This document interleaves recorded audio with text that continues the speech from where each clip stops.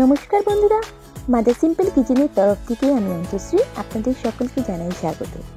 নতুন দিনের নতুন রেসিপি নিয়ে আমি আবার হাজির হয়ে গেছি। আজকে আমাদের রেসিপি বেগুন পোড়া বা বেগুনের ভর্তা। একদম রেস্টুরেন্ট স্টাইলে বা ধাবা স্টাইলে বেগুন ভর্তা কী করে করবেন চলুন আজকে দেখে নেওয়া যাক। এর জন্য আমাদের দরকার বেগুন। এখানে আমি 1 কেজি মতন বেগুন নিয়েছি, 4 পিস হয়েছে। এখানে দেখেই বুঝতে পারছেন বেশ ভালো বড় সাইজের আমি বেগুনটা নিয়েছি। এবার আমি বেগুনটাকে একটা ছুরির সাহায্যে জাস্ট কেটে নেব। দেখুন আমি এরকম করে একদিকে কাটছি, তারপর আবার অপোজিট সাইডে কেটে নিচ্ছি। এটা কাটার কারণে আমি দেখে নিতে পারবো যে বেগুনের মধ্যে কোনো পোকা আছে কিনা। দেখুন আমি দেখে নিলাম বেগুনটা বেশ ভালো আছে, আমি এইভাবে কেটে নিয়েছি। একইভাবে সব বেগুনগুলো কাটতে হবে। আর এখানে আমি একটা বড় কোয়া রসুন, 2টো কোয়া আমি এখানে অ্যাড করে দেবো। এই বেগুনের ভেতরে আমি 2টো বড় রসুনের কোয়া ঢুকিয়ে দিচ্ছি। যখন আমি বেগুনটাকে পোড়াবো রসুনটাও যাতে বার্ন হয় আর খুব সুন্দর একটা স্মেল আসে, টেস্টটাও দারুণ হয়। একইভাবে সব বেগুনগুলোকে আমাকে করে নিতে হবে। দেখুন একইভাবে সব বেগুন আমি কেটে নিচ্ছি, নিয়ে রসুন আমাকে ঢুকিয়ে দিতে হবে। দেখি বুঝতে পারছেন কিভাবে আমি রসুনটা ঢোকাচ্ছি। দেখুন একইভাবে আমি ঢুকিয়ে রাখছি ভেতরে। এবার আমাকে একটা ছুরির সাহায্যে আমি এখানে জাস্ট বেগুনের মাথার দিকটা মানে তলার দিকটাতে আমি এখানে জাস্ট দাগ দিয়ে দিচ্ছি, যাতে যখন আমরা বেগুনটা পোড়াবো যাতে ভালোভাবে হয়। এবার আমি একটু তেল হাতে নিচ্ছি, নিয়ে আমি বেগুনগুলোকে ভালো করে মাখিয়ে নেব। মানে জাস্ট তেলে বেগুনগুলোকে ম্যাসাজ করতে হবে। দেখুন বেগুনগুলোর গায়ে ভালো করে আমি ডলে ডলে তেল দিচ্ছি। প্রত্যেকটা বেগুনে আমি ভালো করে তেল মাখিয়ে নেব। ভেতরে এখন তেল দিচ্ছি না, যখন আমি পোড়াবো সেই স্টেজে আমি এর মধ্যে একটু তেল দেবো। দেখুন ভালো করে সব বেগুনের গায়ে তেল মাখিয়ে নিচ্ছি। এবার আমি একটা দেখুন যেটা রুটি ছেঁকি সেই আমি ছাঁকনিটা নিয়েছি, এর মধ্যে বেগুনটাকে বসিয়ে দিলাম, দিয়ে আমি এটাকে ঘুরিয়ে ঘুরিয়ে আমি এটাকে রোস্ট করে নেব। বেশ কিছুক্ষণ অন্তর অন্তর আমাকে ঘুরিয়ে এটাকে পুড়িয়ে নিতে হবে। দেখুন আলতো হাতে বেশ আমি পুড়িয়ে নিচ্ছি। দেখুন কিছুক্ষণ পর কীরকম বেগুন পোড়াটা বেশ ঝলসে ঝলসে যখন এসছে, এবার ভেতরটা একটু ড্রাই ড্রাই হয়েছে, আমি ভেতরটা একটা ঢাকনির সাহায্যে মানে অল্প ক্যাপের সাহায্যে বা চামচের সাহায্যে আপনারা একটু তেল দিয়ে দিতে পারেন। তেল দেওয়ার জন্য বেশ ভেতরটা সফট হবে আর ভালোভাবে পুড়ে যাবে। এরকম আলতো হাতে আপনাকে একটু ঘুরিয়ে ঘুরিয়ে বেগুনটাকে পুড়িয়ে নিতে হবে। আমার পোড়ানোটা কিন্তু প্রায় হয়ে এসছে।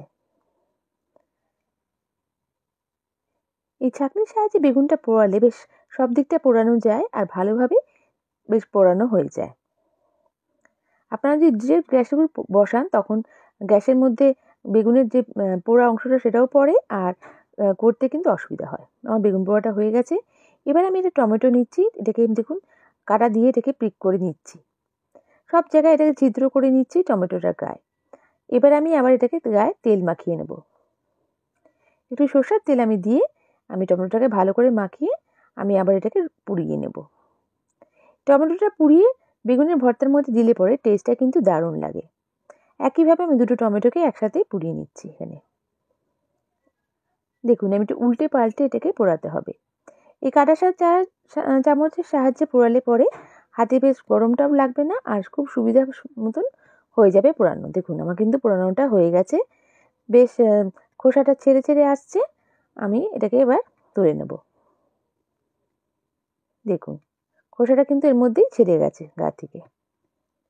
আমার সব বেগুনগুলো আর টমেটোটা পোড়ানো হয়ে গেছে। এবার আমি দেখুন বেগুনগুলো পোড়ানো হয়ে গেছে। এবার আমি বেগুনের থেকে খোসাটা ছাড়িয়ে নেব। হালকা একটু ঠান্ডা হলে আমি বেগুনের খোসাটা ছাড়িয়ে নিচ্ছি। বেশ ভালো করে ছাড়িয়ে নিতে হবে আমার বেগুনের খোসাটা। দেখুন যেন কোনো কিছু কালো অংশ না থাকে।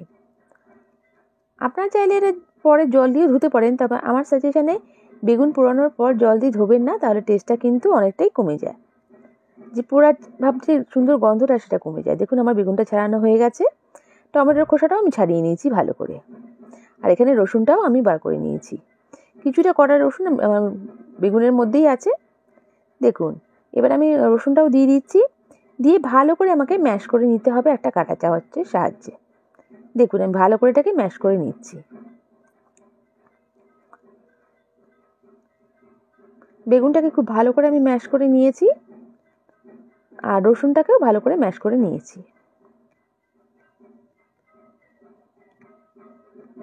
দেখুন পুরোটা আমার ম্যাশ করা হয়ে গেছে।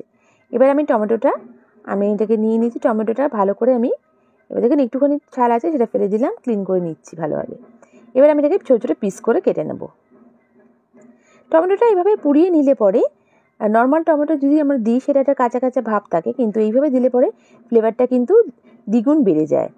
একবার অবশ্যই এইভাবে ট্রাই করে দেখবেন যদি এভাবে না করে থাকেন। দেখুন আমি এটাকে পিস পিস করে কেটে নিচ্ছি। একইভাবে আমি সেকেন্ড টমেটোটাকেও কেটে নিয়েছি। এবার কড়াইতে পরিমাণ মতন আমি সর্ষের তেল অ্যাড করছি। বেগুনের ভর্তার রেসিপিতে সবসময় সর্ষের তেলটাই ব্যবহার করার চেষ্টা করবেন, তাহলে স্বাদটা কিন্তু ভালো মতন পাবেন। দেখুন এবার আমি এখানে অ্যাড করে দিচ্ছি কাঁচা লঙ্কা। আমি এখানে 8খানা মতন কাঁচা লঙ্কা নিয়েছি, আপনারা আপনাদের ঝাল অনুযায়ী বাড়াতে বা কমাতে পারেন। আর এখানে আমি 3টে পেঁয়াজ কুচিয়ে রেখেছি, সেটা অ্যাড করে দিলাম, দিয়ে ভালো করে একটু নাড়িয়ে চাড়িয়ে নিচ্ছি।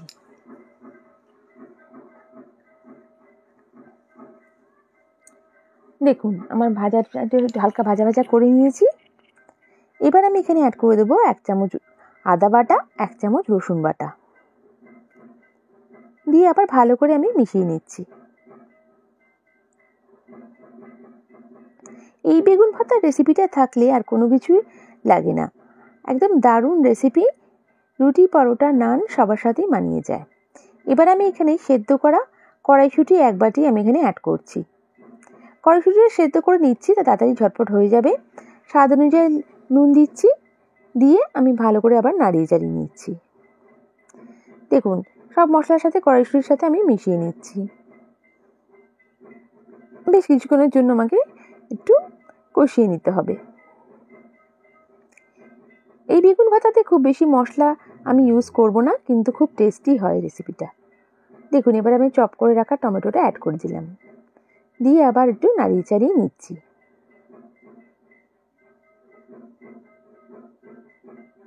আমি এখানে কোনো রকমের মশলা দিতে পছন্দ করি না, যেহেতু তাহলে বেগুন ভর্তার যে পোড়া ভাবের যে গন্ধটা সেটাই কিন্তু চলে যায়।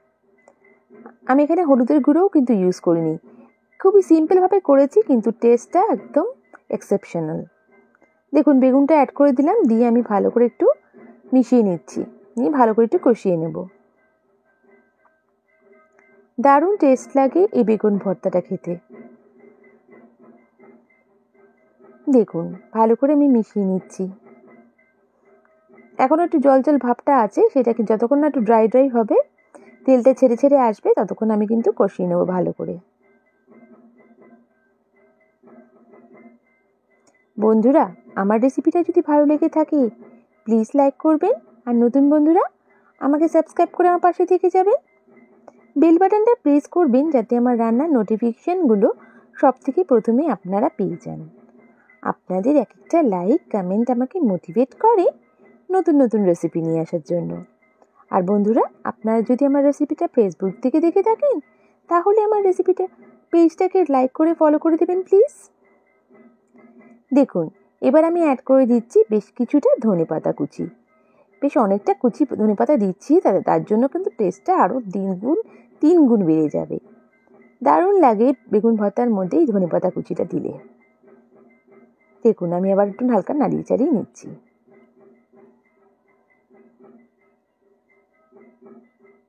বেশ সুন্দর গন্ধ বেরিয়ে এসছে, আর টেস্টটাও কিন্তু দারুণ হয়েছিল। আপনারা অবশ্যই এইভাবে একবার ট্রাই করে দেখবেন। দেখুন এবার আমি এটাকে সার্ভ করে দিচ্ছি। খুবই তাড়াতাড়ি এটা হয়ে যায়, জাস্ট পোড়ানোর যে টাইমটা লাগে, কিন্তু মানে কষানোর টাইমটা খুবই কম, একদম মশলা কম বেগুন ভর্তা রেসিপি। এই ভর্তাটা নিজের বাড়িতে বানিয়ে খেলে রেস্টুরেন্টের স্বাদটাও ভুলে যাবেন, তখন এইভাবেই করে খেতে চাইবেন। দেখুন এবার আমি ধনেপাতা কুচি দিয়ে সার্ভ করছি। আর আমার এই রেসিপিটা কেমন লাগলো আমায় কমেন্ট করে নিশ্চয়ই জানাবেন। নেক্সট রেসিপি নিয়ে আমি আবার হাজির হয়ে যাব। সবাই ভালো থাকবেন, সুস্থ থাকবেন। Bye, thank you.